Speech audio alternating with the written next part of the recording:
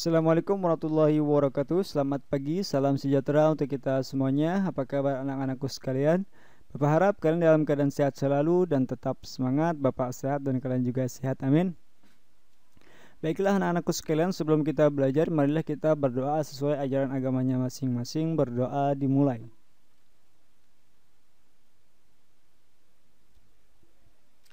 Ya, berdoa selesai. Baiklah anak-anakku sekalian, pada materi kita kali ini kita akan bersama-sama belajar ya tentang mendapatkan konten yang tidak sesuai ya. Tanpa kita berniat untuk mengakses konten yang tidak pantas, terkadang konten tersebut muncul ya secara tidak sengaja. Konten tersebut bisa berupa pesan, gambar, kata-kata ya yang berisi ujaran kebencian, kekerasan hingga penindasan ya yang bersifat bullying. Nah, kita bisa minta bantuan orang tua ya ataupun guru untuk mendapatkan pendampingan ya supaya aman dalam menggunakan internet. Nah, di sini ada beberapa search engine atau mesin pencari yang memang dikhususkan untuk kalian ya sebagai anak-anak. Contohnya ada Kidrak ya, seperti ini. Kemudian Kidal.co dan juga ada yang namanya dengan DuckDuckGo. Nah, kita juga bisa memberikan sebuah pengaturan ya dalam mode terbatas ya pada aplikasi tertentu ya. Contohnya di aplikasi YouTube ini, di sini ada mode terbatas ya. Namun Bapak lebih sarankan kalian menggunakan YouTube Kids ya. Selanjutnya, nah, mendapatkan serangan spam, malware, spyware dan phishing ya.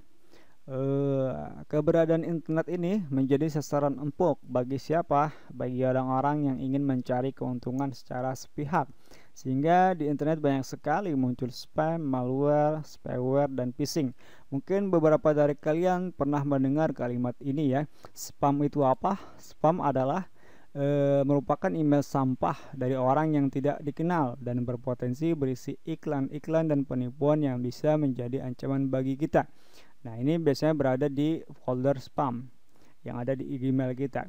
Nah, spyware itu program yang bersembunyi di dalam komputer ya dan bisa mencuri data-data penting berupa apa? Berupa username, password ya, informasi rekening bank dan lain-lain.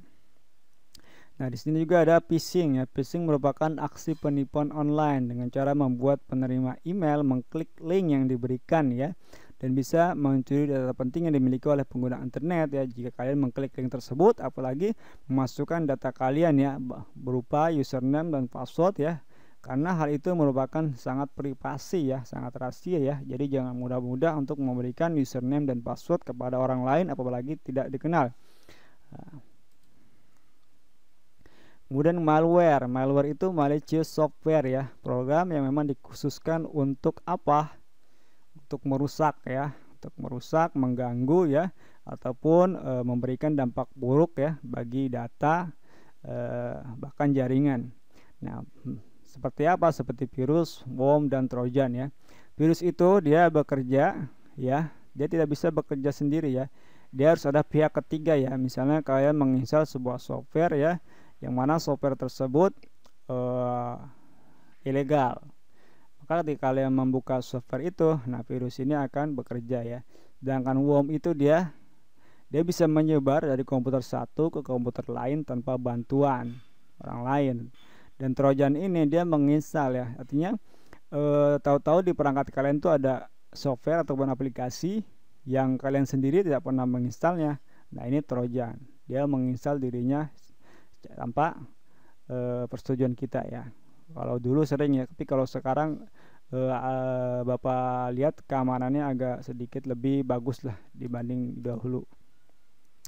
Nah, untuk mencegahnya gimana? Nah, menghindari mengunduh konten terlarang ya, seperti konten ilegal. Kemudian tidak membuka link yang masuk dalam spam ya.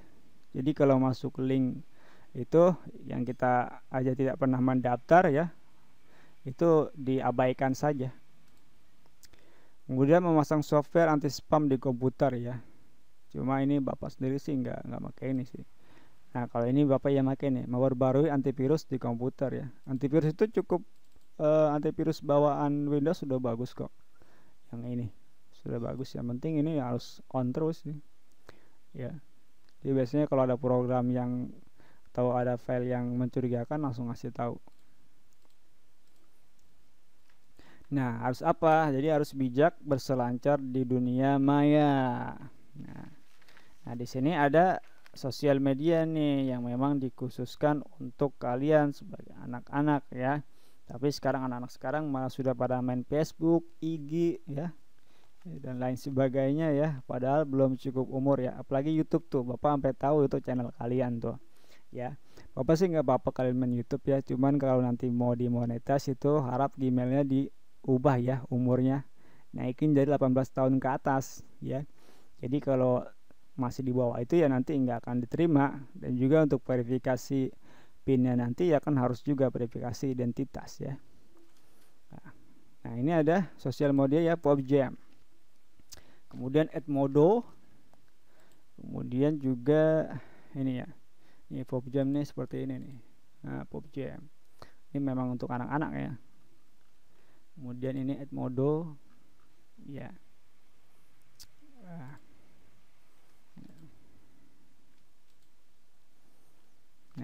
sekarang manfaat media sosial sebagai berikut ya. Ini untuk PopJam ini pengertiannya ya, silakan kalian ini pengertiannya intinya ini sosial media ini untuk anak usia 7 ya sampai 12 tahun. Sekarang manfaat media sosial sebagai berikut. Yang pertama sebagai media komunikasi ya dengan teman-teman di dunia maya tanpa peduli jarak yang membentang. Kemudian sebagai penghilang rasa jenuh ya, atau sebagai hiburan di sela-sela rutinitas ya. Kemudian sebagai sarana dalam pengembangan bakat ya, dengan mengikuti grup-grup yang bermanfaat ya. Tapi sejauh ini Bapak lihat grup-grup yang aktif itu malah yang di tele ya, dibanding yang di Facebook ya. Kemudian sebagai sarana untuk menambah penghasilan ya dengan memanfaatkan fitur marketplace ya, dan memanfaatkan relasi hubungan yang ada ya. Ini marketplace ya, mungkin Facebook untuk jualan. Selanjutnya tips dan trik ya yang bisa kita lakukan supaya bisa bijak dalam media sosial, diantaranya sebagai berikut. Tidak mudah percaya berita atau konten ya. Jadi kalau mau lihat berita itu di media sosial jangan langsung percaya, apalagi sumbernya itu nggak jelas. Kemudian tidak membagikan identitas secara detail ya. Jadi kalian ya seperti alamat rumah, nomor telepon kalian ya itu privasi ya. Jangan mudah memberikan itu kepada orang lain ya, apalagi yang baru kalian kenal ya. Ya biasanya nanti kan kita nggak tahu kalau dia memiliki niat yang buruk kepada kita. Kemudian hindari melakukan aktivitas ya yang bisa menyinggung orang lain ya. Dalam berkata, bersikap itu harus baik ya, jangan sampai menyinggung orang lain ya. Misalnya membuat status yang membuat publik itu merasa tersinggung ya. Biar apa? Biar viral. Selanjutnya, bertanggung jawab atas unggahan kita dengan cara membagikan sumber informasinya dengan jelas ya. Jadi kalau kalian nge-share informasi itu jangan main share-share aja ya. Kalian pastiin dulu informasinya jelas nggak ini ya. Apalagi sekarang udah ada undang-undangnya. Nanti bisa-bisa kita salah ngasih informasi kita ditangkap ya. Kemudian selektif dalam berteman di media sosial ya. Jadi jangan mentang-mentang foto profilnya bagus, kalian langsung ini aja mengizinkan dia untuk berteman dan sebagainya dengan kita ya. Padahal kan banyak hal yang palsu lah di media sosial itu ya. Seperti kata pepatah ya, dari mana datangnya cinta? Dari IG turun ke WA. Dari mana datangnya kecewa? Dari ketemuan kok beda muka ya. Selanjutnya gunakan media sosial untuk mengembangkan diri ya. Artinya kalian bisa mengembangkan diri kalian ini. Misalnya kalian suka desain ya, atau suka coding, kalian bisa gabung ya ke grup-grup yang memang membahas sesuai dengan apa yang kalian sukai. Kemudian bagikan hal-hal yang bersifat positif ya dan memotivasi. Kemudian berkomentarlah layaknya kita ingin dikomentari ya. Artinya komentar tersebut bisa dilihat dan dibaca oleh khalayak umum. Kemudian batasi kegiatan stalking ya, atau menguntit orang ya. Jadi tidak perlulah kita terlalu ingin tahu dengan kehidupan orang lain ya, karena itu bukanlah hal yang baik bagi kita. Kemudian hidupku, privasiku ya. Semboyan itu sudah semestinya selalu kita pegang, sebab tidak semua kegiatan kita bagikan di media sosial ya. Kemudian menyeimbangkan nih kehidupan nyata dan maya ya. Jangan terlalu aktif di dunia maya ya. Bukan berarti mengurangi kegiatan kita di dunia nyata ya. Jadi terlalu aktif di dunia maya itu bukan berarti mengurangi kegiatan kita di dunia nyata. Keduanya harus berjalan secara seimbang. Kemudian budaya dan etika dalam menggunakan teknologi informasi dan komunikasi ya. Yang pertama, teknologi informasi dan komunikasi sebagai media pengetahuan ya. Artinya kalian bisa menambah pengetahuan kalian secara tidak terbatas ya. Ada banyak pengetahuan ya dan keterampilan yang bisa kalian dapatkan secara otodidak dengan jalan internet ya. Kemudian teknologi informasi dan komunikasi sebagai media pembelajaran ya, seperti yang sekarang ini kita lakukan, yaitu pembelajaran jarak jauh ya. Dan juga adanya kuis ya yang menarik membuat pembelajaran terasa seperti sebuah permainan. Yang ketiga, teknologi informasi dan komunikasi sebagai media untuk belanja dan pembayaran ya, belanja dan pembayaran ya. Mudah dan murah adalah dua kunci utama teknologi bisa diterima dan digemari oleh masyarakat umum. Contohnya apa? Contohnya e-commerce ya, atau perdagangan elektronik yang berkaitan dengan pembelian, penjualan, dan pemasaran barang melalui sistem elektronik seperti internet atau jaringan komputer. Nah, sekarang terakhir nih GPS ya, atau Global Positioning System. Nah, pertama GPS itu apa? GPS adalah sistem untuk menentukan letak di permukaan bumi dengan bantuan penyelarasan ya atau sinyal satelit. Artinya GPS ini bisa mendeteksi di mana keberadaan kita. Nah, keuntungan GPS diantaranya sebagai berikut. Nah, kita bisa melacak suatu tempat tanpa susah-susah bertanya secara manual dari mulut ke mulut.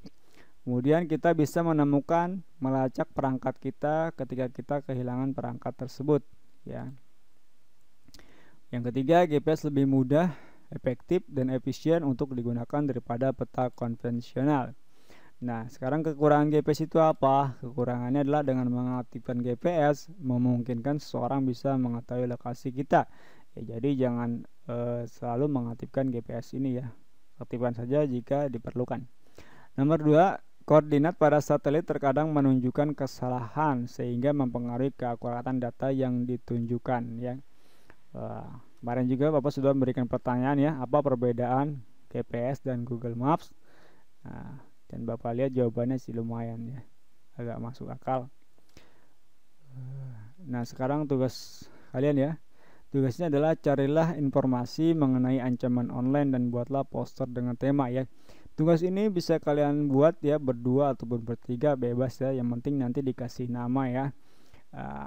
Apa saja temanya ya, bahaya hoax, kemudian menghindarkan diri dari cyberbullying, kemudian menggunakan internet secara bijak.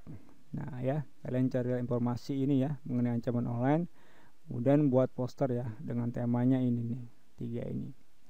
Ya, mungkin itu saja dari Bapak ya. Kurang lebihnya Bapak mohon maaf. Apabila ada yang ingin tanyakan, silakan saja WA ke Bapak. Wassalamualaikum warahmatullahi wabarakatuh.